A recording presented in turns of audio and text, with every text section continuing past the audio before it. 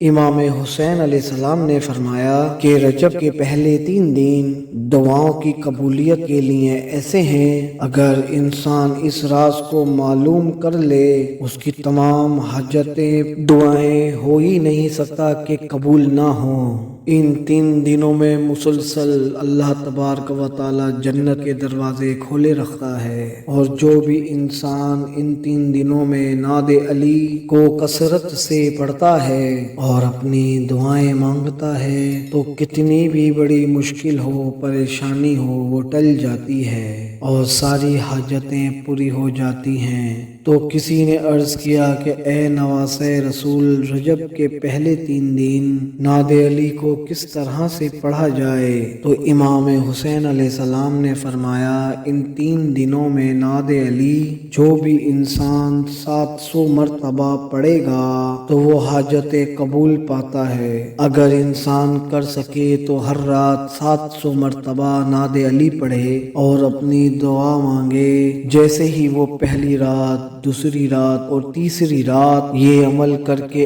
آمین کہے گا، وہ چوتھے دن رجب کی اللہ اس کی دعا اس کے وسیلے سے پوری کر دے گا اور وہ اپنے آس پاس خوشحالی، امن، رونقیں اور برکتیں پائے گا۔